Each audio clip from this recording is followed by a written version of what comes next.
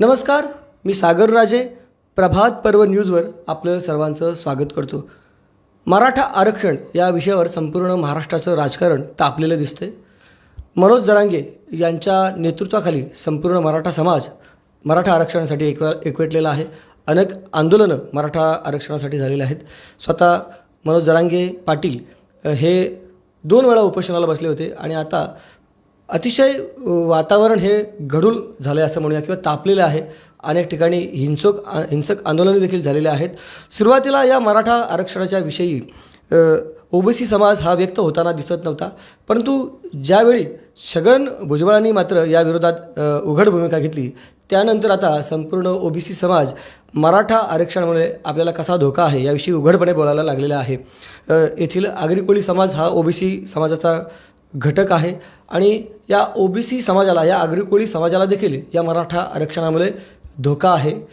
याविषयी राजाराम पाटील साहेब, म्हणजे मी सुरुवातीलाच म्हणालो की सहजासहजी मराठा आरक्षणाच्या विरोधात कोणी बोलत नव्हतं, परंतु राजाराम पाटील साहेब मात्र सोशल मीडियाच्या माध्यमातून सतत या ठिकाणी व्यक्त होत होते. त्यांचं असं म्हणणं आहे की मी कुठल्याही समाजाच्या विरोधात नाही, परंतु जी मागणीच मुळात असंविधानिक आहे त्या विरोधात बोलणं हा माझा संविधानिक हक्क आहे आणि माझ्या समाजासाठी ते बोलणं गरजेचं आहे. तर निश्चितच याविषयीच आपल्याला चर्चा करायची. पाटील साहेबांचं आपण स्वागत करूया. पाटील साहेब, प्रभात पर्व न्यूजमध्ये आपलं स्वागत आहे. अतिशय वेगळ्या अर्थाने आपली चर्चा आहे. कुठल्याही समाजाच्या विरोधात आपण बोलत नाही. मूळ सत्य काय हे आपल्याला जाणून घ्यायचे. अनेक आंदोलनं मराठा आरक्षणासाठी झाली. 2 वेळा उपोषणाला जरांगे पाटील बसले आणि सरकारनं आश्वासने दिली की बाबा आपण या संदर्भात विचार करतो, ओबीसीमधून कुणबी दाखले देण्याचा देखील प्रयत्न करू. परंतु तुमचं असं म्हणणं आहे की वेळोवेळी जर मंडळ आयोगाने असेल किंवा इतर सर्व मागासवर्गीय आयोगाने हे जर आरक्षण नाकारलेलं आहे, सुप्रीम कोर्टाने नाकारलेलं आहे, मग अशा वेळी हा हट्ट का? काय तुमची सगळी भूमिका मला सांगा. मुळात आत्ता आगरी कोळी समाज किंवा हा आगरी कोळी कराडी भंडारी समाज हे मुंबई परिसर म्हणजे कोकण परिसरात राहतात आणि आरक्षणाच्या बाबतीत जी साक्षरता या ओबीसीमध्ये असायला पाहिजे होती ती नाही. आणि अशा परिस्थितीमध्ये हे जे आरक्षण हे आमच्या फायद्याचं आहे की तोट्याचं आहे हेच मुळात ज्या ओबीसींना समजलेलं नाही. त्यांच्या डोक्यावर हे जे आरक्षण लादलं जाते, खरं म्हणजे आपण सुरुवातीला म्हणालात की मराठ्यांच्या आरक्षणाला आमचा विरोध यासाठी आहे की मराठ्यांचं जे आरक्षण आहे हे मराठ्यांचं आरक्षण ज्या तत्त्वाने दिलं गेलेलं आहे ते तत्त्व आहे की सामाजिकदृष्ट्या जे लोक मागासलेले आहेत, ज्यांचं शोषण झालेलं आहे, तेच आरक्षणाचे लाभधारक असतात. आता ज्या जाती उच्चवर्णीय जाती म्हणून आपल्याकडे गणल्या गेल्या त्यामध्ये ब्राह्मण, क्षत्रिय, वैश्य असं ज्यांना म्हटलं गेलं, म्हणजे या जातीच्या उतरंडीमध्ये जे उच्च ठिकाणी होते, ज्यांचं कोणीच शोषण केलं नव्हतं, किंबहुना या ब्राह्मण, क्षत्रिय, वैश्य म्हणजे ब्राह्मण, मराठा, वैश्य यांनी इतरांचं शोषण केलं होतं आणि शोषण केलं म्हणून आरक्षण द्यायची वेळ आली. आत्ता या लोकांना सामाजिक मागासवर्ग आयोग असतो, म्हणजे मागासवर्ग आयोग असतो, तो सगळ्याचं संशोधन करतो की नक्की मागासलेलं कोण आणि पुढारलेलं कोण. त्या आयोगाने सगळ्यास आतापर्यंत सांगितलं 8 ते 9 आयोगांनी की मराठा हे मागासलेले नाहीत. आणि तरीसुद्धा एक आयोग ज्यामध्ये मराठा समाजाचे लोक होते आणि त्यांनी दाखवण्याचा प्रयत्न केला की आम्हीसुद्धा सामाजिक मागासलेले आहोत. परंतु ही जी खोटी गोष्ट होती ती माननीय सुप्रीम कोर्टासमोर टिकली नाही आणि त्यांनी सांगितलं की तुम्ही सामाजिकदृष्ट्या मागासलेले नाहीत तर तुम्हाला ओबीसीमध्ये आरक्षण मिळणार नाही. आणि म्हणून आज ह्या देशातल्या 85% मागासवर्गीयांवर ही वेळ आलेली आहे की ज्या ज्या जाती मागासवर्गीय नसताना आरक्षण मागतात त्यांना संविधानिक विरोध झाला पाहिजे. आणि आपण आता जो विरोध करतो आहे हा संविधानिक विरोध करतो आहे की तुम्ही जर मागासलेले नसाल तर तुम्हाला आरक्षण तुम्ही मागत असाल तर संविधानाच्या विरोधात जाऊन तुमची ही आंदोलनं आहेत, मग ती उपोषणं असतील, 58 क्रांती मोर्चा असतील, हे देशाच्या संविधानाच्या विरोधात आहे. आपण एखादा मोर्चा इकडे या भागात काढला, म्हणजे भूसंपादन होत असेल किंवा JCB घेऊन पोलीस आले तर ते पोलीस बोलतात की तुम्हाला आंदोलन करण्याचा अधिकार नाही, ऑलरेडी ॲक्विजिशन झालेलं आहे, नोटिफाईड एरिया आहे, त्यामध्ये तुम्हाला ह्याला विरोध करता येणार नाही, कारण का ते बेकायदेशीर आहे. मग असंच आज मराठा समाजाचं आंदोलन बेकायदेशीर आहे संविधानाच्या दृष्टीने, कारण तुम्ही आरक्षण ओबीसींचं नाही मागू शकत आणि OBC, SC, ST यांच्या व्यतिरिक्त कुठलं आरक्षणच नाही. EWS आरक्षण हे आपल्या परंपरागत सामाजिक न्यायाचं जे आरक्षण आहे त्यामध्ये न बसणार आहे, मग तरीसुद्धा तुम्ही मोर्चांचा अट्टास धरता, तुम्ही उपोषण करता. म्हणून महात्मा गांधींनी ज्या पद्धतीने उपोषण करून बाबासाहेब आंबेडकरांना राखीव जागांच्या बाबतीत मागासवर्गीयांच्या माघार घ्यायला लावली, ब्लॅकमेलिंग केलं, जे राष्ट्रपिता ज्यांना आपण म्हणतो, त्या महात्मा गांधींनी सुद्धा उपोषणाच्या हत्याराचा उपयोग हा मागासवर्गीयांच्या विरोधात केला.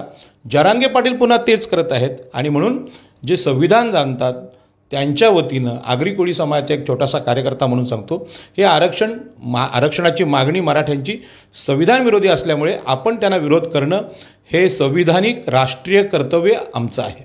बरं पाटील साहेब, एक तर म्हणजे असं आहे की अनेक आंदोलनं झाली. एक मराठा लाख मराठा या नावानं अगदी लाखो मराठे रस्त्यावर उतरले आणि आपल्याला आरक्षण मिळावं यासाठी त्यांनी अतिशय मूक मोर्चे काढले आणि अतिशय शांततेने मोर्चे काढले. परंतु झालं असं, अगदी शेवटच्या घटकेपर्यंत कधीही कुठल्याही राजकारण्याने त्या विरोधात काढलेलं नाही किंवा ते आरक्षण देता येणार नाही, ते असंविधानिक आहे असा एकही राजकारणी बोललेलं नाही.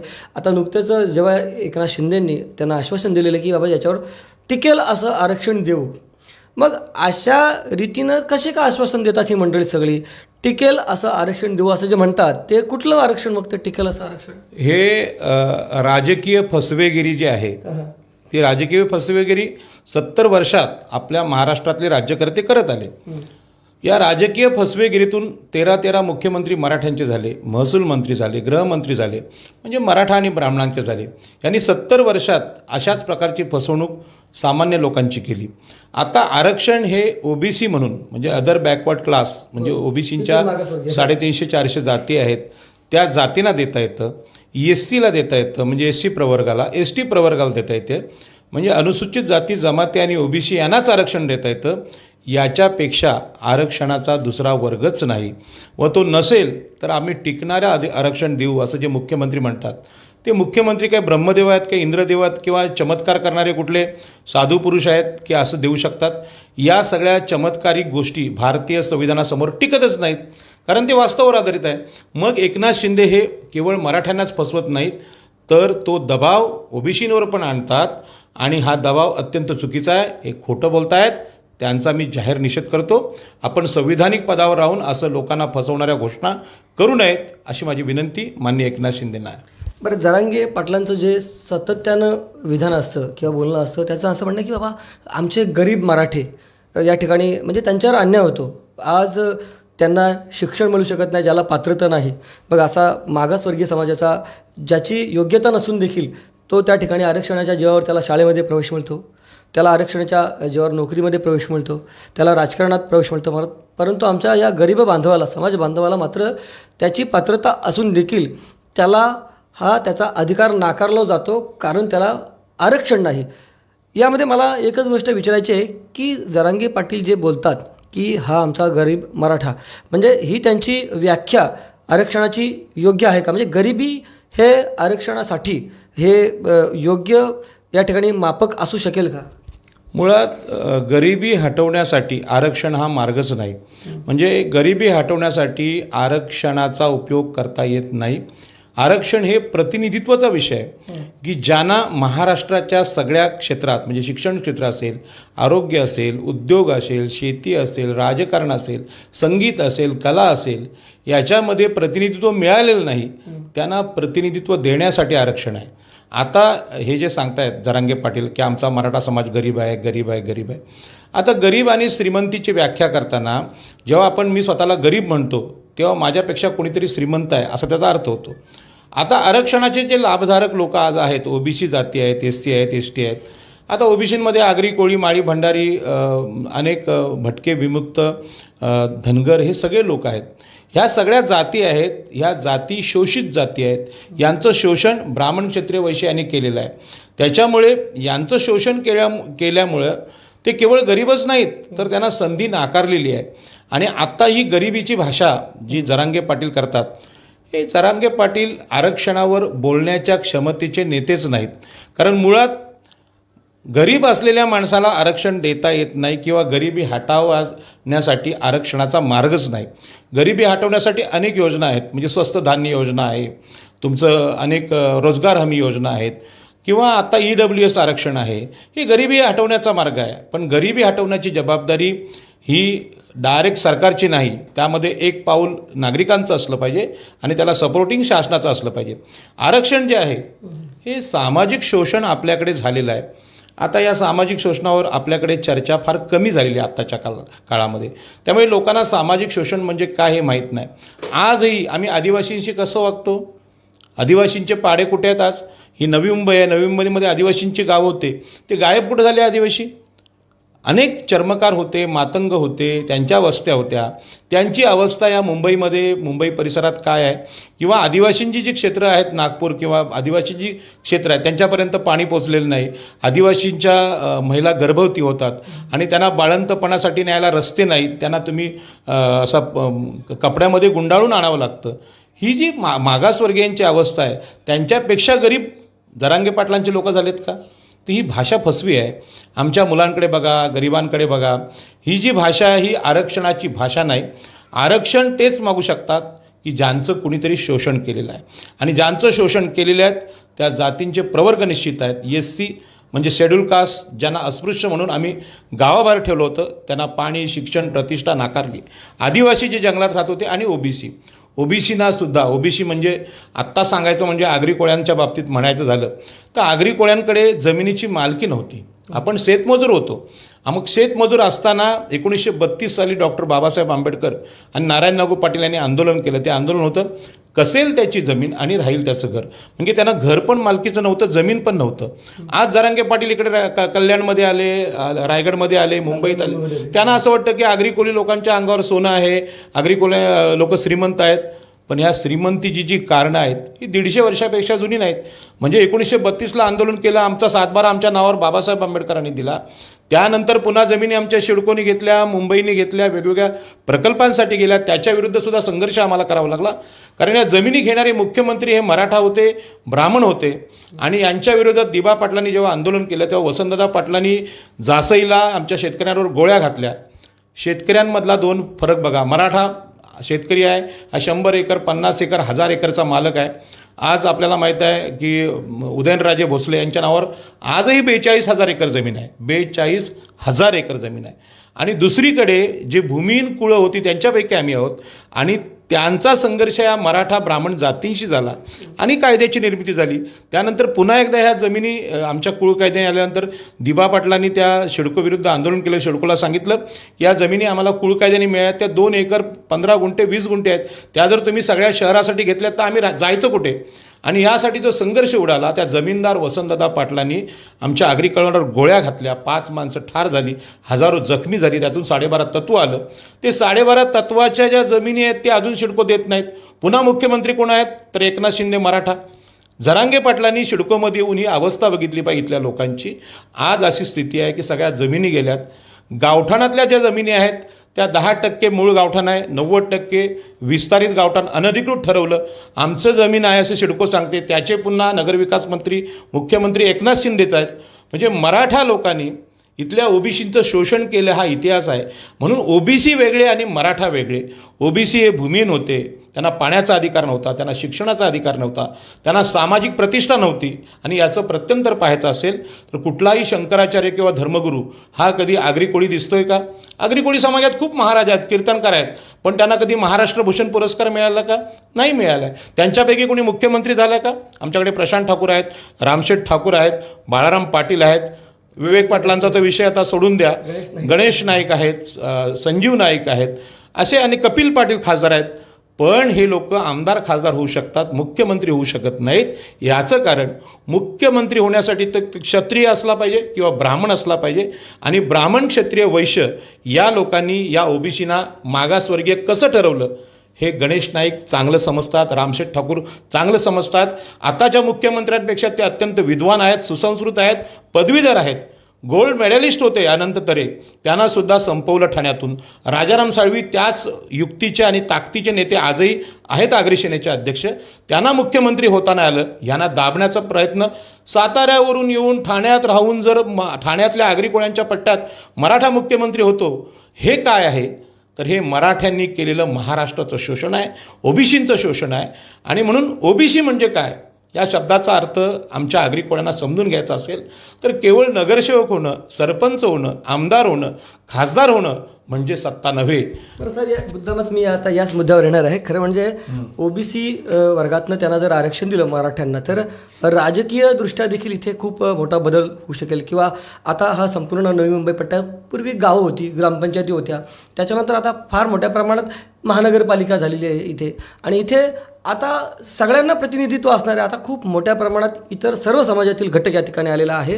तुम्हाला काय वाटतं की एकदा जर अशा पद्धतीनं आरक्षण दिले तर इथले जे स्थानिक म्हणून त्यांना आज लोकप्रतिनिधी म्हणून जे त्यांना येतं निवडता येतं, भविष्यात शेवटी कितीही झालं तरी मराठे, कुणबी किंवा ओबीसी दाखले घेऊन इथे उभे राहतील आणि प्रचारामध्ये ते स्वतःला मराठा सांगतील आणि मतदानामध्ये ओबीसी म्हणतील, असं जे एक प्रकारे ते बोललं जातं, ते किती आणि त्याचा फटका खरोखर इथल्या ओबीसी समाजाला बसेल का? मी मागच्या 4 दिवसापासून रोज कुठल्या तरी चॅनलवर बोलतोय आणि माझा हेतू आहे की ह्या ओबीसी बांधवांना जागृत करणं. तुम्हाला सांगतो, सगळ्यात मोठा फटका नवी मुंबई महानगरपालिका, ठाणे महापालिका, कल्याण महापालिका, मुंबई महापालिका, पनवेल महापालिका या अत्यंत श्रीमंत आगरी कोळी पट्ट्यातल्या महापालिकांमध्ये जे नगरसेवक आहेत ते नगरसेवक आणि ग्रामपंचायतमधले, ठाणे, रायगड, पालघरमधले सदस्य यांचं जे ताकद आहे, जे ओबीसी आरक्षणाची जी सुरुवात 73व्या घटनादुरुस्तीने झाली आणि सत्तेचं विकेंद्रीकरण झालं, म्हणजे केंद्राची सत्ता महानगरपालिका आणि ग्रामपंचायतीला भेटली पाहिजे या उद्देशानं जे ओबीसीना प्रतिनिधित्व भेटलेलं आहे, ते ओबीसींचं प्रतिनिधित्व मराठ्यांना पाहिजे. महाराष्ट्राचा मुख्यमंत्री मराठा आहे, महाराष्ट्राचा उपमुख्यमंत्री मराठा आहे, महाराष्ट्राचा उपमुख्यमंत्री ब्राह्मण आहे. या लोकांना आता सत्तेचे डोहाळे लागलेत महानगरपालिकांचे, कारण या महानगरपालिका आहेत या अत्यंत श्रीमंत महानगरपालिका आहेत. या ठाणे, रायगड, पालघरच्या महापालिकांचा अर्थसंकल्प पाहिला तो आपल्या महाराष्ट्र राज्याबरोबर आहे. म्हणजे नवी मुंबईचा नगरसेवक हा एखाद्या आमदाराचं जे उत्पन्न आहे तेवढ्या तोडीचा तो आहे. आणि म्हणून आत्ता ह्यांना आहे की ओबीसींच्या हातात असलेल्या महानगरपालिका या मराठ्यांना खायच्या आहेत. आणि म्हणून त्यांना खरं म्हणजे आता EWSमध्ये जे 10% आरक्षण आहे राष्ट्रीय स्तरावर, त्यातलं जवळजवळ 80% यांनी खाल्लेलं आहे कोणी मराठा बांधवांनी. तिथे त्यांना प्रतिनिधित्व मिळालं, नोकऱ्या मिळाल्यात, सगळं मिळालं आहे. पण त्या EWSमध्ये राजकीय आरक्षण नाही. आणि म्हणून ते आरक्षण घेऊसुद्धा जरांगे पाटील म्हणतात आम्हाला कुणबी दाखली पाहिजे, आम्हाला ओबीसींचं आरक्षण पाहिजे. याचा जो प्रॉब्लेम आहे तो ग्रामीण भागात ग्रामपंचायतमध्ये सरपंच ओबीसी व्हायला लागले, तिथे स्त्रिया सरपंच व्हायला लागल्या, तिथे SC ST सरपंच व्हायला लागले. यांना जो सत्तेचा अहंकार हजारो वर्षापासून आहे, क्षत्रिय सत्तेचा अहंकार आहे, तो अहंकार जपण्यासाठी यांना स्थानिक स्वराज्य संस्थांमध्ये राजकीय आरक्षण पाहिजे. आणि म्हणून नवी मुंबई महापालिका किंवा आगरी कोळी जेवढे नगरसेवक आहेत, जेवढे सरपंच आहेत, त्यांची सत्ता संपवण्याचा घाट आहे. एकनाथ शिंदे नगरविकास खात्यात बसले तर नवी मुंबईची 95 गावठाणं अनधिकृत ठरतात. ठाणे जिल्ह्यातल्या सगळ्या जमिनी लोढाकडे जातात. ठाणे जिल्ह्यातली सगळी गावं, मुंबईची गावठाणं 200 अनधिकृत ठरवली जातात. त्यांचा SRA तरी होतो किंवा क्लस्टर तरी होतो. हा सगळा फटका आगरी कोळी समाजाला आहे. आणि ह्या देशाचा इतिहास आहे की देशाची लूट इंग्रज, पोर्तुगीज, मोगल यांनी केली, इतिहासात आपण शिकतो. परंतु ते परके लुटार होत, त्यांना आम्ही हाकलू शकतो. पण आपल्या डोक्यावर जर अशा प्रकारचे एकनाथ शिंदेसारखे राजकीय नेते, फडणवीसांसारखे नेते, अजित पवारांसारखे नेते बसले, वसंतदादा पाटलांसारखे नेते बसले, त्यामध्ये सगळ्यात जास्त नुकसान ओबीसींचं होतं, आगरी कोळ्यांचं होतं, SC STचं होतं. आणि SC STचं प्रचंड शोषण आपल्या भागात पाहायला मिळतं. आताच एक आपण बातमी बनवली की आदिवासी कामगार होते, 12 वर्ष कामाला होते मॉलमध्ये, त्यांना काढून टाकलं. कुठला कायदा नाही, काय नाही. ही जी अवस्था आहे आगरी कोळ्यांची, गावठाणं तुटण्याची, मच्छीमारी, रेती, खडी व्यवसाय संपवायची, ही जी प्रकार आहे, या सगळ्या प्रकारांमध्ये सगळ्यात मोठा धोका आहे. जर कुणबी दाखले मराठ्यांना भेटले, जे मागासवर्गीय नेत्यांना भेटले, तर कपाळमोक्ष आगरी कोळी लोकांचा होणार आहे, हे मी सांगून ठेवतो. आणि म्हणून या धोक्यातून वाचायचं असेल तर ज्या पद्धतीने जरांगे पाटलांच्या सभा गावोगावी चालू आहेत आणि दहशत माजवण्याचे प्रकार चालू आहेत, ते थांबवून आगरी ओबीसीनी सुद्धा सगळ्या SC ST ओबीसीना, स्त्रियांना जागं करून अशाच प्रकारच्या सभांचं लोकशाहीनुसार, संविधानानुसार उत्तर दिलं पाहिजे, अशी विनंती माझी सगळ्या नगरसेवक आणि सरपंचांना. बरं पाटील साहेब, एक वेगळा प्रश्न विचारणार आहे. हे तुम्ही नेहमी बोलत असताना त्याच्यामुळे तुमच्यावर एक आरोप केला जातो की तुम्ही मराठी च्या विरोधात, म्हणजे मराठा आरक्षणांच्या नाही तर टोटल मराठांच्या विरोधात बोलता. एकतर व्यक्तिगत स्वरूपात हा आरोप असतो आपला, म्हणजे एक व्यक्तिगत म्हणजे जात म्हणून किंवा मराठा यांच्या विरोधात आपण बोलत असता, की नक्की याच्यामध्ये फक्त आपल्या ओबीसी बांधवांवर अन्याय होता असं तुमचं जे म्हणणं आहे त्याविषयी नक्की म्हणजे मी इथे मुद्दामच क्लिअर करतो, मी परत एकदा सांगतो की कुठल्याही समाजाच्या विरोधातली नाही तर सत्य मांडण्यासाठी ही आहे. प्रत्येक समाजाला आपलं प्रतिनिधित्व मिळावं अशी जी अपेक्षा असते, परंतु ते एखाद्या समाजाचं प्रतिनिधित्व हिसकावून जर दुसऱ्याला मिळत असेल तर मात्र धोका आहे असं पाटील साहेबांचं म्हणणं आहे. मग मी मुद्दाम या मुद्द्यावर येतो की तुमचा मराठ्यांना विरोध आहे की मराठा आरक्षणाला विरोध आहे नक्की? विषय कसा आहे की मराठ्यांना जर आपला विरोध असता तर एकनाथ शिंदे किंवा 13 जे मुख्यमंत्री आतापर्यंत महाराष्ट्रात झाले, 13 गृहमंत्री झाले, 13 महसूल मंत्री झाले, म्हणजे सतत सत्ता या देशावर, महाराष्ट्रावर ह्या मराठा ब्राह्मणांची आहे, देशावर सुद्धा आहे. आम्ही नागरिक म्हणून निवडून आलेल्या मुख्यमंत्र्यांचा आदर करतो, त्यांना सन्मान देतो, त्यांच्या उद्घाटनावर कुठल्याही चांगल्या कार्यक्रमात टाळ्या वाजवतो. हे त्यांच्याशी आमचं शत्रुत्व असतं तर मी ॲक्सेप्ट नसतं केलं आम्ही, परंतु संविधानातून जे आलेलं आहे ते आम्ही निवडून आलेल्या लोकांचा आदर करतो. तिथे जातीचा प्रश्न येत नाही, जात, धर्म, वंश, पंथ, लिंग यांचा भेदभाव करू नये असं संविधान सांगतं. परंतु संविधान असं सांगत असताना, असं भेदभाव करू नका असं सांगत असताना हे पण सांगतं की संविधानपूर्व काळात अशा प्रकारचा भेदभाव झाला होता. म्हणजे जमिनींची मालकी ब्राह्मण आणि मराठा सावकारांकडे, खोतांकडे, मग त्यामध्ये जो जमीन कसतोय त्याला पण मालकीनी जमीन भेटली पाहिजे असं संविधान सांगतं. या देशाच्या 15% लोकसंख्या ब्राह्मण क्षत्रिय वैश्य यांची आहे आणि 85% लोकसंख्या ओबीसी, SC, ST आणि स्त्रिया यांची आहे. त्यांना साधन संपत्तीपासून वंचित ठेवलं होतं आणि त्यांना साधन संपत्ती मिळावी, त्यांना घरं मिळावी, त्यांना जमिनी मिळाव्या, त्यांना उद्योग मिळावे, त्यांना प्रशासनात संधी मिळावी, ते पोलीस झाले पाहिजेत, ते कलेक्टर झाले पाहिजेत, ते IPS झाले पाहिजेत आणि त्यांना राजकीय क्षेत्रातसुद्धा संधी भेटली पाहिजे. हा आपल्या संविधानाचा उद्देश आहे.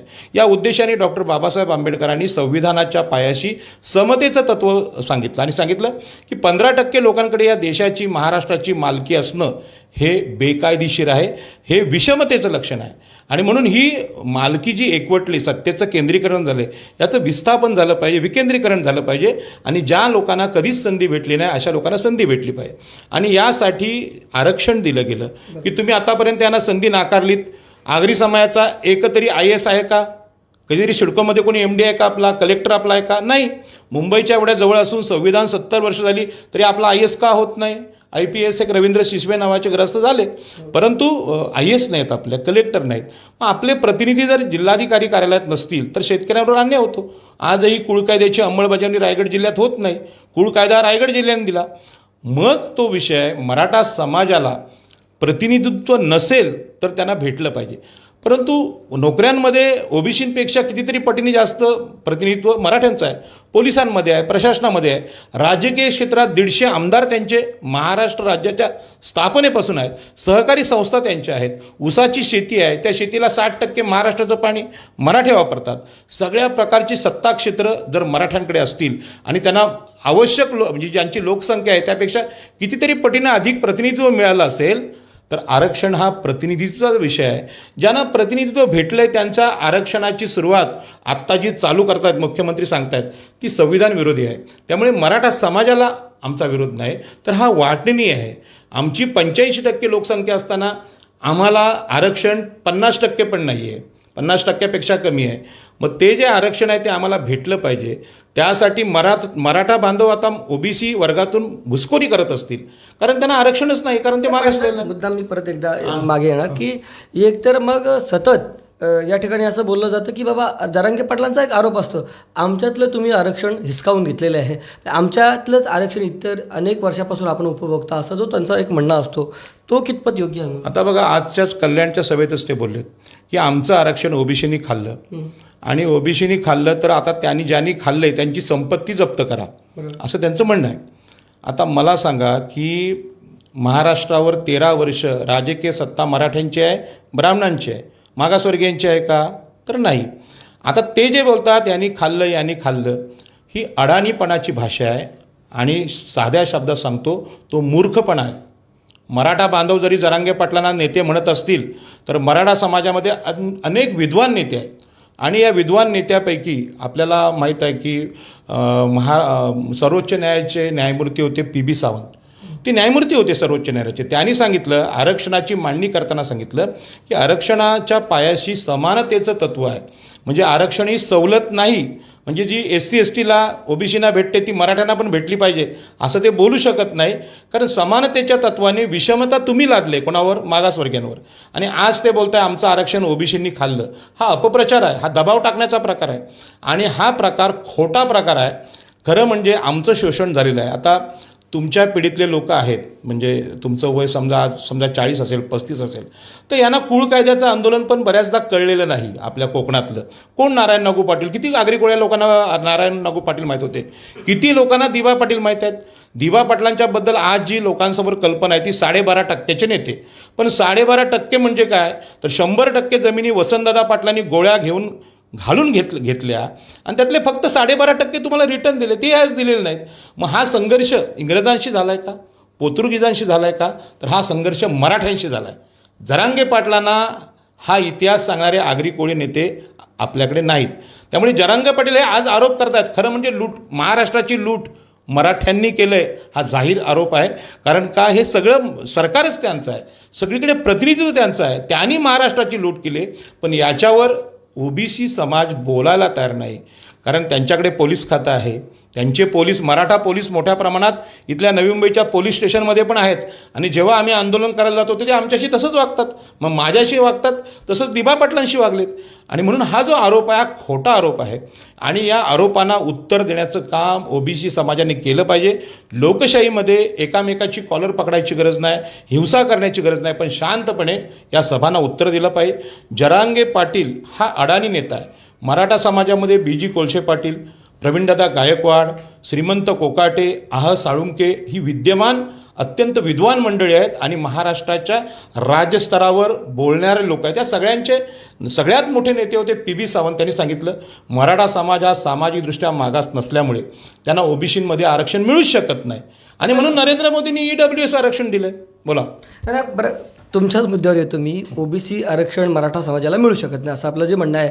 परंतु मग ते कुणबी दाखले जे मिळाले ते देखील मराठ्यांनाच मिळाले, म्हणजे ते एका अर्थाने OBC झाले. मग त्यावेळी असं कुठलं मागासलं पण आलं होतं की तिथल्या मराठा समाजाला म्हणजे त्या ठराविक मराठा वर्गाला OBC प्रवर्गात त्यांना मोजलं गेलं किंवा त्यांना OBC आरक्षण दिलं गेलं? काय माहिती आहे का की मराठा आणि कुणबी हा जो फरक आहे हा राज्य मागासवर्ग आयोगाने केला आहे. साध्या भाषेत सांगतो की कोकणातले कुणबी आहेत यांना जमीनदार मराठ्यांच्या विरुद्ध नारायण नागू पाटील आणि बाबासाहेब आंबेडकर यांच्या नेतृत्वाखाली संघर्ष करावा लागला. कुठला? की आम्ही जमीन पेरतो, आम्ही नांगर धरतो, आम्ही भाताची लावणी करतो, तरीही आम्ही शेतमजूरच मरायचं का? म्हणून आम्ही जी कसतोय ती जमीन आम्हाला पाहिजे.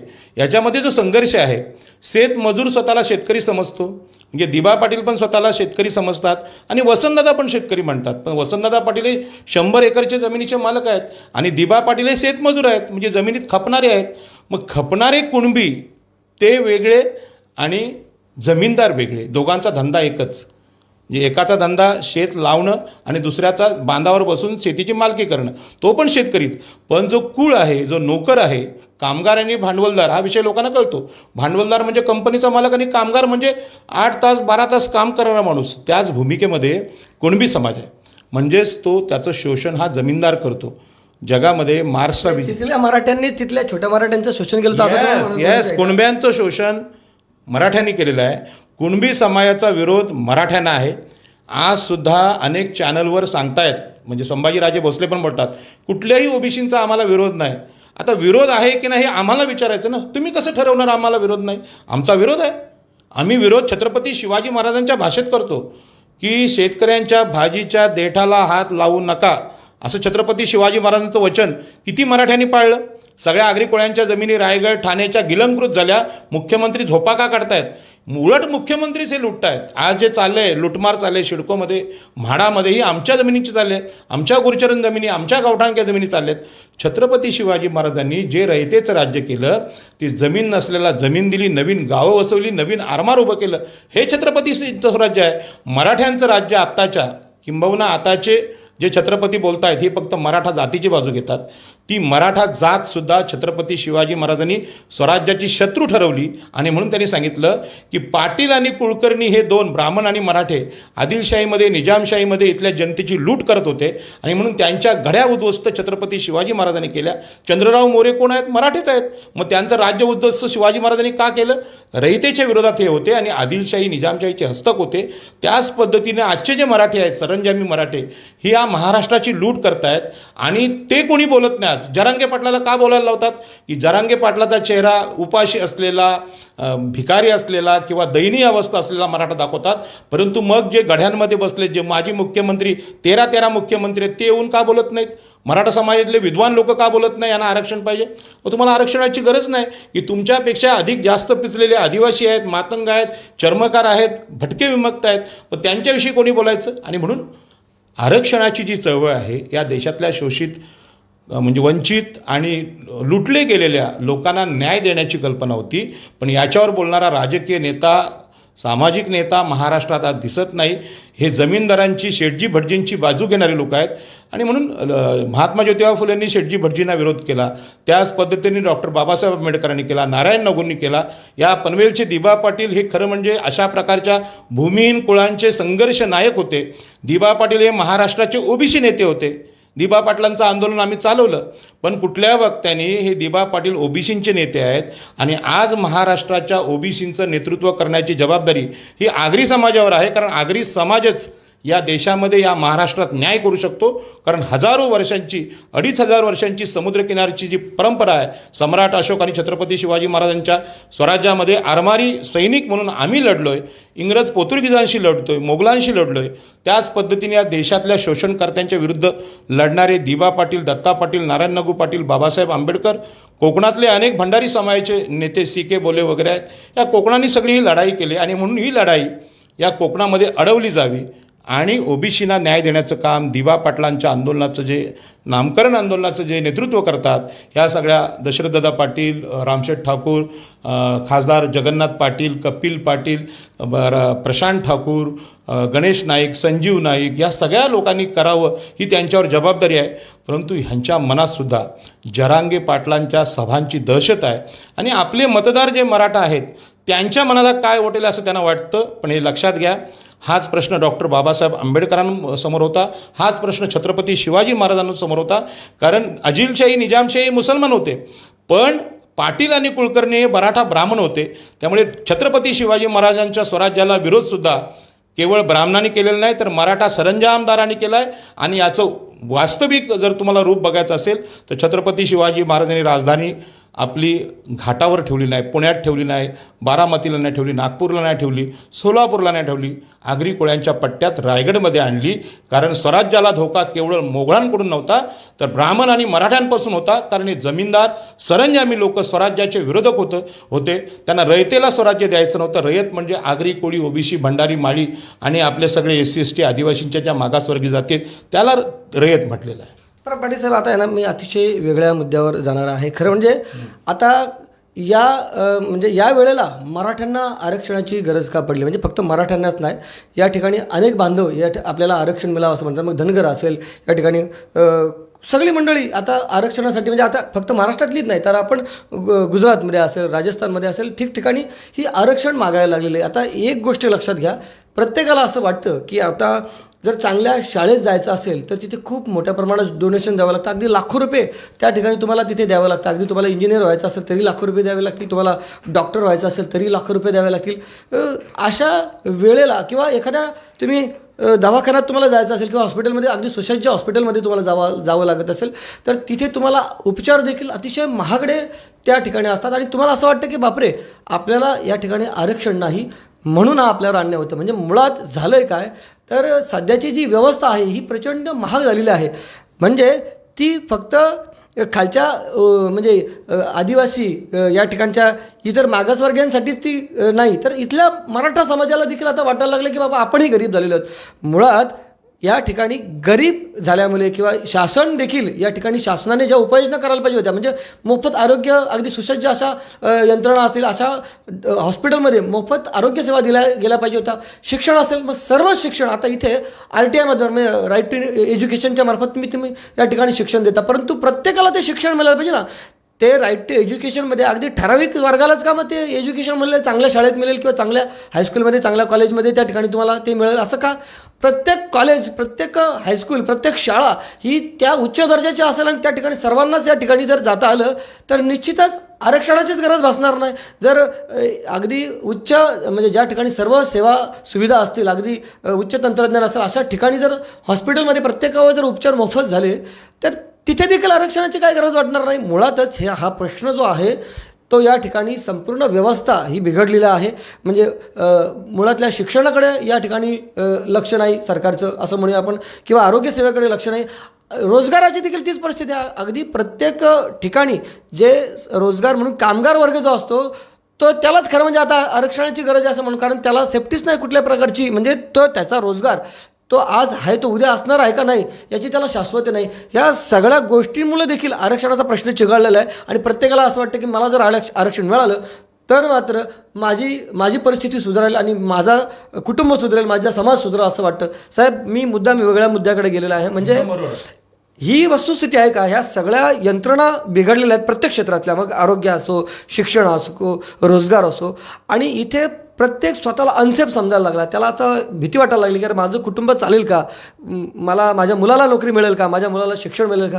आणि ह्या सगळ्या कुठेतरी प्रश्नानं भरकटलेला मग तो प्रत्येक समाज आता तो आरक्षणाच्या पाठीमागे लागलेला आहे. बरोबर आहे. तुम्ही मध्येच हा प्रश्न राष्ट्रीय स्वरूपाचा केला आहे आणि देशामध्ये जाट, गुर्जर, पटेल आणि मराठा हे जे जमीनदार आणि क्षत्रिय जाती आहेत ह्या आता आरक्षण मागायला लागल्या.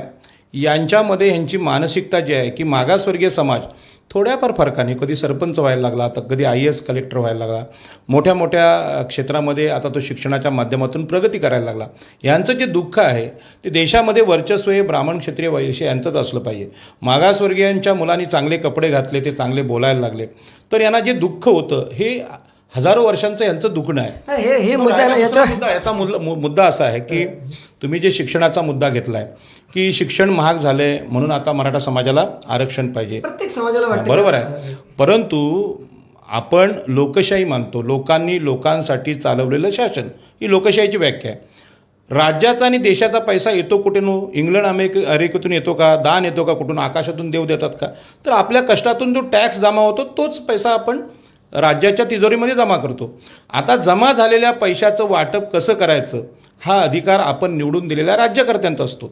मला सांगा, आपल्याकडे DY पाटील जे आहे शिक्षण संस्था, म्हणजे खाजगी शिक्षण, विद्यापीठी शिक्षण जे आरोग्याचं असेल, लॉचं सगळं असेल, पतंगराव कदम, 2च नावं मी सांगतो, पण महाराष्ट्रातले शिक्षण सम्राटसुद्धा मराठीच आहेत ना. शिक्षणाचं खाजगीकरण करण्याचा निर्णय ज्या लोकांनी घेतलेला आहे ते मराठा राज्यकर्ते आहेत. आणि म्हणून मराठा राज्यकर्ते हे कधीच लोकशाहीमध्ये सामान्य नागरिकांच्या हिताचं वागले नाहीत. ते पुन्हा एकदा क्षत्रिय राज्यकर्ते झाले आणि या क्षत्रिय राज्यकर्त्यांनी पूर्वी जशी लूट या देशाची केली होती, ब्राह्मणांनी केली होती, तीच लूट ते आज करत आहेत. जर हा पैसा जो टॅक्स रूपाने जमा झाला आहे त्याच्यामध्ये शिक्षणावर जास्तीत जास्त पैसा खर्च झाला तर सगळ्यांना मोफत शिक्षण देणं हा आपल्या संविधानाचा मूलभूत अधिकार आहे आपला, की शिक्षण सर्वांना खुलं आहे, शिक्षण हा मूलभूत अधिकार आहे. मग शिक्षणाचं खाजगीकरण करण्याचा निर्णय कोणी घेतला हो? पाकिस्तानने घेतला, चायनाने घेतला, इंग्लंडने घेतला, महाराष्ट्राच्या 13 मुख्यमंत्र्यांनी घेतला. याचा दोष आताच्या एकनाथ शिंदे आणि फडणवीस यांच्या नावावर जातो. आरोग्य सेवेच्या बाबतीत आरोग्य सेवा तर तेच आहे. पैसा जी महापालिका लांबचं जाऊ द्या, नवी मुंबई महापालिका, मुंबई महापालिकेमध्ये अनेक डॉक्टर, चांगले दवाखाने आहेत. ह्या दवाखान्यांची, औषधांची बिलं, इंजेक्शनची बिलं कोण भरतो? नागरिकांच्या पैशातून. पण तिथे समजा BSNL आणि जिओ ही तुलना केली. BSNL पूर्वी घराघरामध्ये होतं, पण BSNLला संपवलं कोणी? जिओने. जिओ हे कोणाचं मित्र आहे? नरेंद्र मोदींचं. म्हणजे आमचे राज्यकर्ते खाजगीकरण करतात. खाजगीकरणामुळे आरोग्यसेवेचे भाव वाढले, शिक्षणाचे भाव वाढले. हे भाववाढीचं कारण दुसरं तिसरं कोणी नसून आज जे जरांगे पाटील आहेत त्यांच्या जातीचा समाज, मराठा राज्यकर्ते फडणवीससारखे ब्राह्मण राज्यकर्ते यांनी शिक्षण महाग केलं, यांनी आरोग्य महाग केलं, यांनी अनेक उद्योगांचं खाजगीकरण केलं, बंदरे विकली. नवी मुंबई एअरपोर्ट कोणाला विकला? अदानीला विकला. ठीक आहे, अदानी हा नरेंद्र मोदींचा मित्र आहे, पण महाराष्ट्रात हा निर्णय घेतलाय नगरविकास मंत्री आणि शिडकोने म्हणजे एकनाथ शिंदेने. तुमची लायकी नव्हती तर आग्रेकोळ्यांच्या जमिनी का घेतल्या? तुम्ही विमानतळ चालवला असता तर आज नोकऱ्या वगैरे स्थानिक लोकांना लागल्या असत्या. आता अदानीच्या विमानतळाला दिबा पाटलांचं नाव द्या, म्हणजे असूनी खास मालक घरचा आगरी कोळी कराडी तो आता भीक मागतोय की मोदी साहेब, एकनाथ शिंदे साहेब आमचा प्रस्ताव पाठवा आणि आमच्या नाव. अरे जमीन तुमची, तुमचं गाव पनवेल, तुमच्याच गावात तुम्ही परके. कोणी केलं? महाराष्ट्राच्या राज्यकर्त्यांनी. त्याच्यामुळे जरांगे पाटील, ओबीसी लोकांनी आमचं आरक्षण खाल्लं, ते कल्याणमध्ये येऊन धमक्या देतात, सांगतात की बाबा तुम्ही जर आमचं आरक्षण खाल्ले आगरी कोळ्यांनी तुमची संपत्ती जप्त करू. अरे संपत्ती तुमची जप्त केली पाहिजे, तुमच्या जातीने महाराष्ट्र खाल्लाय, आगरी कोळ्यांनी खाल्ला का? दाखवा एखादा आगरी मुख्यमंत्री, दाखवा एखादा गृहमंत्री, दाखवा एखादा महसूल मंत्री. गणेश नाईक साहेब आहेत, मंत्रिमंडळात होते, पण त्यांना कुठलं खातं दिलं? वने आणि पर्यावरण. म्हणजे तुम्ही पुन्हा आदिवासी बनवलं गणेश नाईकांना. तुम्ही महसूल मंत्री का नाही केलं? तो तुम्ही गृहमंत्री का नाही केलं? तुम्ही मुख्यमंत्री का नाही केलं? गणेश नाईकांना सुद्धा आपल्या ह्या दुःखाचं कारण माहीत नसेल. गणेश नाईकांच्या शाळेत मी काम केलं, मी पण शिक्षक होतो, पण मी कधी परमनंट नाही झालो. या दुःखाचं कारण सुद्धा मला माहीत आहे, कारण ओबीसीना कधी कळलंच नाही हे की आपण मागासवर्गीय आहोत, ओबीसी आहोत म्हणजे काय, आणि आम्हाला कोण ऑपरेट करते. आम्हाला महाराष्ट्रातले उच्च जातीचे लोक कसे ऑपरेट करतात हे ओबीसीना कळत नसल्यामुळे आज जरांगे पाटलांच्या ज्या सभा होतात यांना उत्तर द्यायची हिंमत इथल्या ओबीसीमध्ये नाही. आणि म्हणून बाबासाहेब आंबेडकरांनी या ओबीसी SC ST यांना मुके असं म्हटलं. त्यांनी आपल्या पेपरचं नाव दिलेलं आहे मूक नायक. ज्या मुक्यांना बोलता येत नाही त्यांना बोलतं केलं. या नवी मुंबईमध्ये दिबा पाटलांचं नाव द्यायला पाहिजे असं किती पत्रकारांनी सांगितलं? सगळ्यांनी सांगितलं असेल, पण प्रभात पर्वचं नाव मोठं आहे. जर आगरी समाजातला पत्रकार तिथे नसता तर त्यांनी एवढी दिबा पाटलांची बाजू घेतली नसती. याच्या अगोदर छोट्या छोट्या लोकांना भारतरत्न, सचिन तेंडुलकरला भारतरत्न भेटले, क्रिकेट खेळणारा धंदेवाईक ग्रस्त आहे, तो जाहिरातीचे करोड रुपये घेतो, त्याला भारतरत्न द्यायचं काही दिबा पाटलांना द्यायचं? ज्यांनी राष्ट्रीय कायदा केला, 12.5% कायदा हा पूर्वी नव्हता, तो देशात संघर्ष करून दिबा पाटलांनी केला, त्यांना भारतरत्न द्यायला नको. हे का होते? नाही, ओबीसी आगरी कधी भारतरत्न असतो का? तो सन्मानाचा माणूस असतो का? हीच पद्धत आज राबवली जाते. म्हणून आता जे जिवंत आगरी कोळी लोक आहेत ते दिबा पाटलांसारखं ज्यांनी संघर्ष केला आहे त्यांचा सन्मान व्हायचा असेल तर आपल्याला हे म्हटलं पाहिजे की मुंबईत मंत्रालय आहे आणि या मंत्रालयातला मुख्यमंत्री, गृहमंत्री आणि बाकीचे सगळे सत्तेची स्थानं आहेत ही ओबीसीना भेटत नसतील तर या मराठ्यांच्या ओबीसीकरणाला आम्ही विरोध केला पाहिजे.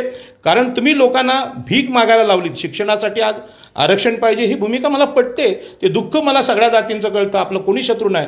परंतु हा शिक्षणाचा पैसा खाल्ला कोणी? पाण्याचा पैसा कोणी खाल्ला हो? कोकणामध्ये, रायगडमध्ये बाबासाहेब आंबेडकर सांगतात की ओबीसी SC STना पाणी भेटलं म्हणजे 14 ताळ्याचं आंदोलन होतं. पण महाराष्ट्रातल्या कुठल्या राज्यकर्त्यांनी 72,000 कोटी खाल्लेत आणि तो पुन्हा उपमुख्यमंत्री होतो, मुख्यमंत्र्याच्या स्पर्धेत आहे. हे कुठं चाललंय?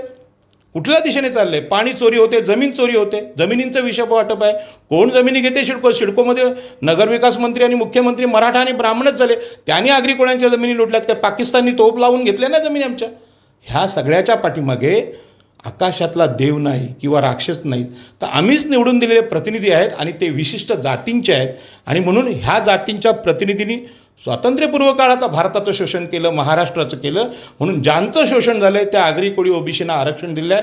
त्यामुळे आगरी कोळी लोकांच्या मनात जो गैरसमज आहे, आम्ही मागासवर्गीय नाही, आम्ही शूद्र नाही, आम्ही हलके नाही, त्यांना ते आवडत नाही. नाही तुम्ही हलके, नाही तुम्ही शूद्र, पण ते तुमच्या मनातली गोष्ट झाली. समोरचे लोक कसे वागतात हो? म्हणून मी बाकी कोणाचं उदाहरण देत नाही. 2 आमचे दिग्गज नेते आहेत, गणेश नाईक आणि रामशेठ ठाकूर. हे मुख्यमंत्री का होऊ शकत नाही? त्यांच्यामध्ये काय कमी आहे? अनंत तरी तर गोल्ड मेडलिस्ट होते, ग्रॅज्युएट होते, अत्यंत हुशार होते. मग त्यांच्यासमोर एकनाथ शिंदे काय तो? प्रशांत ठाकूर यावेळेला अजूनही म्हणते. प्रशांत ठाकूर अत्यंत नम्र, विनम्र माणूस. त्याला रायगड जिल्ह्याचं पालकमंत्रीपद कोणते सामंत, कुठले सामंत? उदय सामंताला रत्नागिरी आणि रायगडच्या बद्री काय द्यायचा काय संबंध आहे? या सामंतांनी जर सामंतशाहीनी, सावकारशाहीने कोकणाला लुटलेला आहे, त्या सामंताला रायगड जिल्ह्याचं पालकमंत्री देण्याचं कारण काय? प्रशांत ठाकूर अत्यंत योग्य आहेत, मंदाताई आहेत, पण त्यांना द्यायचं नाही कारण ते ओबीसी आहेत. मला दुःख याचं वाटतं की प्रशांत ठाकूरांना त्याचं दुःख नाही, त्यांनाच कळत नाही मी ओबीसी आहे म्हणजे काय.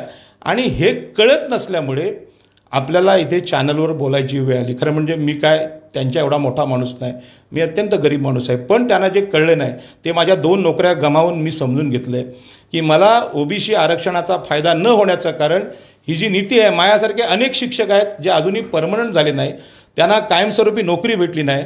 आज जरांगे पाटलांना असं वाटतं की ओबीसींचं आरक्षण घेतल्यानंतर आम्हाला नोकऱ्या भेटतील. मी पण ओबीसींचा नेता आहे, हुशार आहे, मजबूत आहे, तगडा आहे, पण मला नोकरी भेटत नाही. तरीसुद्धा 8 तास काय, त्यांचं लक्ष इथले राजकारण आहे, महानगरपालिकेतला पैसा आहे, ठाण्याच्या, मुंबईच्या, कल्याणच्या या महापालिकेमध्ये जे आगरी नगरसेवक आहेत त्यांना संपवायचं आहे. दुर्दैव असं आहे की आगरी नगरसेवकांना जी गोष्ट कळत नाही. मी 7-8 दिवसापासून कंटिन्यू बोलतोय, तुम्ही मराठ्यांच्या या मोर्चांना विरोध करा. जरांगे पाटलांना सांगा की बाबा गरिबांची पोरं, आम्ही कोणाची पोरं?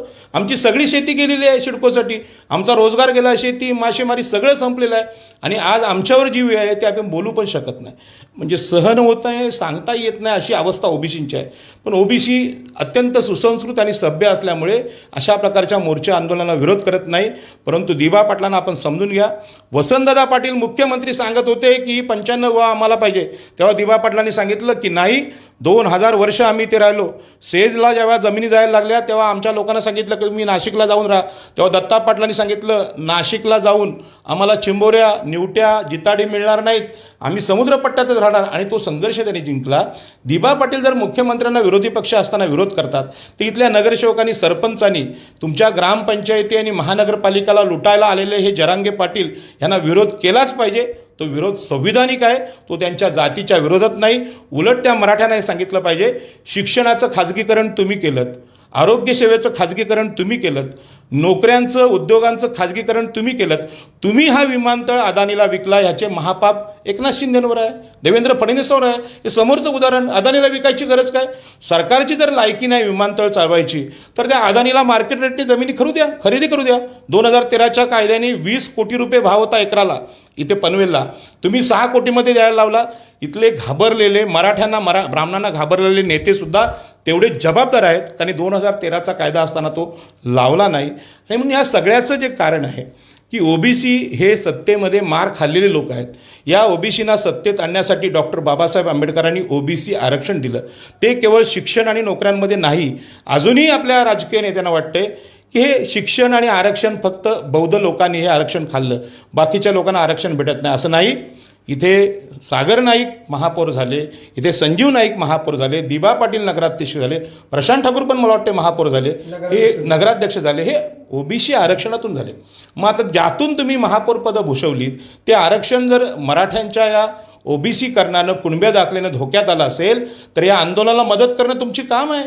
आज बघा मराठ्यांचे राज्यकर्ते फक्त जरांगे पाटलांना उभं करतात, करोडो रुपयांचे बॅनर लागलेत, करोडो रुपयांचा फायनान्स त्यांना येतोय, त्यांचे मंत्री करतात. ओबीसी राजकीय नेते आमच्यासारखे जे ओबीसी आरक्षणासाठी लढतात, जीव धोक्यात घालतात, त्यांना मदत का करत नाहीत? आणि कपिल पाटलांसारखे लोक, खासदार घाबरले आणि पोलीस संरक्षण घेतलं. आम्ही रस्त्यावरून फिरतो, स्कूटीवरून फिरतो, आम्ही काय घाबरतो का?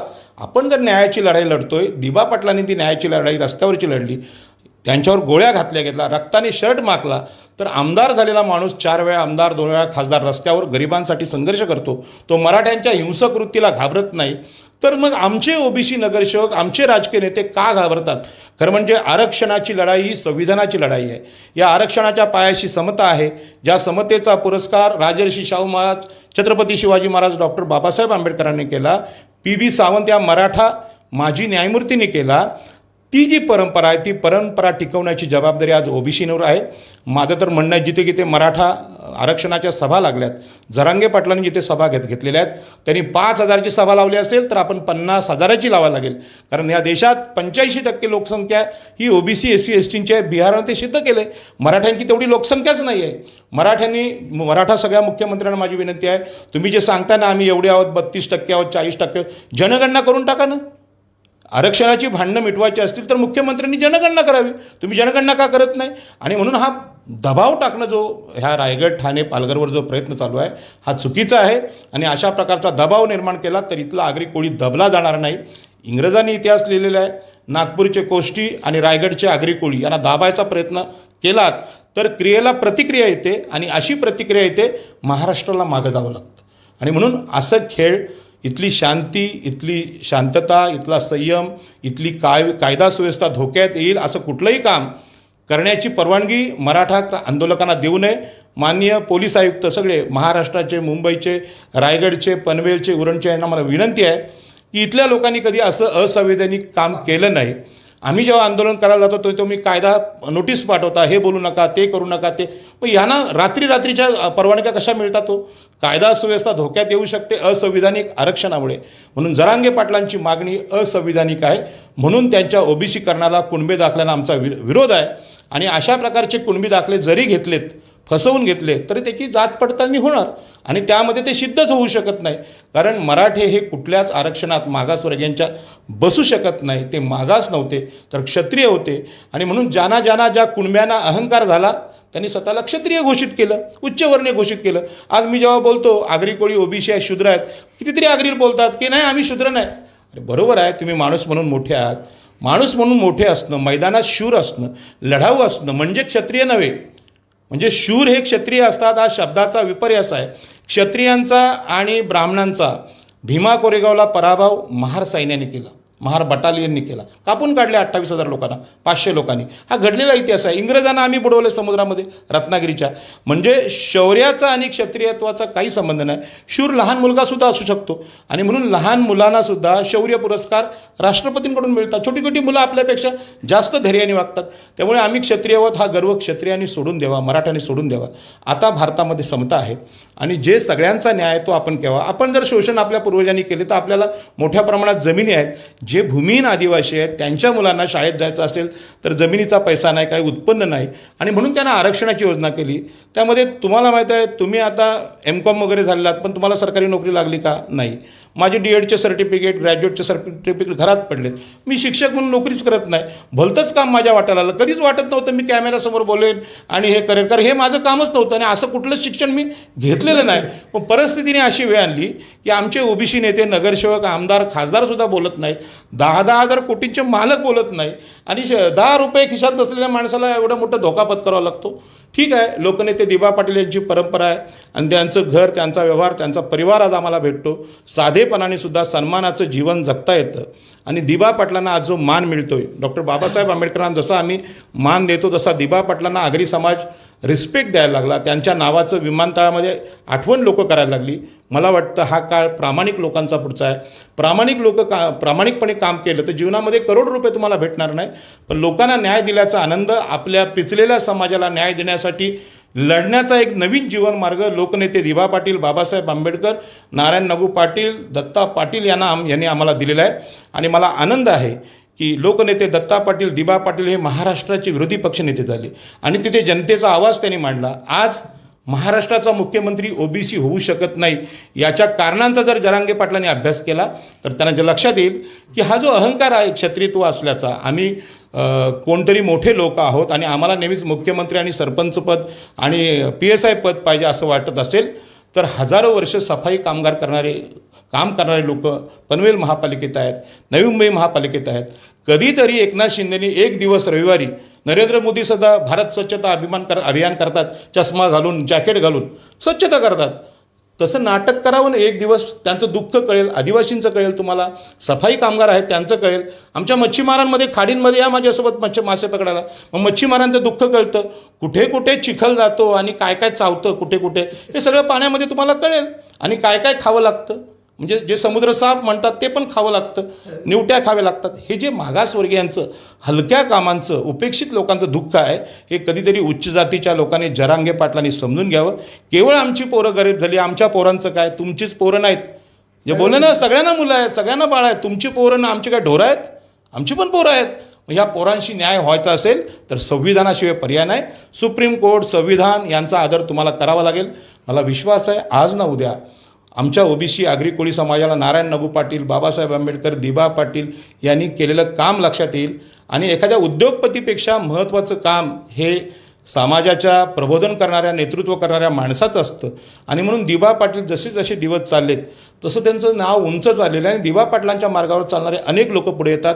मला विश्वास आहे की 4-5 दिवसात आगरी कोळी समाज, भंडारी समाज, कराडी समाज या जरांगे पाटलांना नीट उत्तर देईल आणि सांगेल की होय, या देशामध्ये विषमता होती आणि ती विषमता संपवण्याचं काम भारतीय संविधानाने केलं आहे आणि संविधानाचे रक्षक म्हणून आम्ही तुम्हाला उत्तर देऊ. तुम्हाला आरक्षणाची गरज नाही. आज तुम्ही 1 एकरचे मालक आहात, पण 1 एकरचे नाही, 1 गुंठ्याचे मालक नसलेले अनेक भूमिहीन लोक या महाराष्ट्रात आहेत. पण त्यांची काळजी कोणी करायची? त्यांची काळजी करण्यासाठी शासन असतं. आपल्या जातीला आरक्षण देण्याची प्रतिज्ञा छत्रपती शिवाजी महाराजांच्या समोर ज्या एकनाथ शिंदेने केलेलं आहे तो देशाशी द्रोह आहे, संविधानाशी द्रोह आहे, इथल्या 45% मागासवर्गीयांशी द्रोह आहे. आणि अशा प्रकारचा मुख्यमंत्री महाराष्ट्राच्या राज्यकारभारात फार काळ टिकू शकणार नाही. मला तर अंदाज आहे की 6 महिन्यांपेक्षा हे एकनाथ शिंदे या ठिकाणी टिकू शकत नाही, कारण त्यांनी चुकीचं काम केलेलं आहे.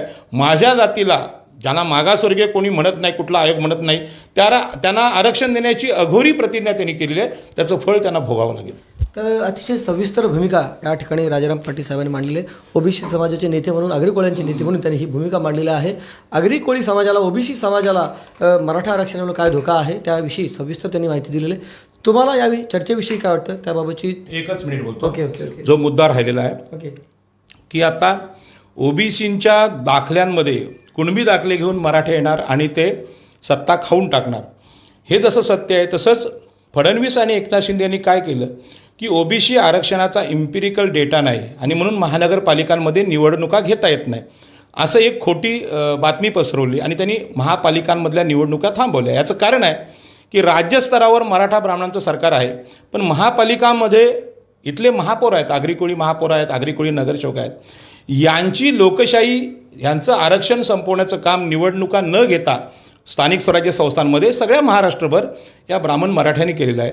आणि प्रशासक नेमून ते महानगरपालिकेची लूट करतायत.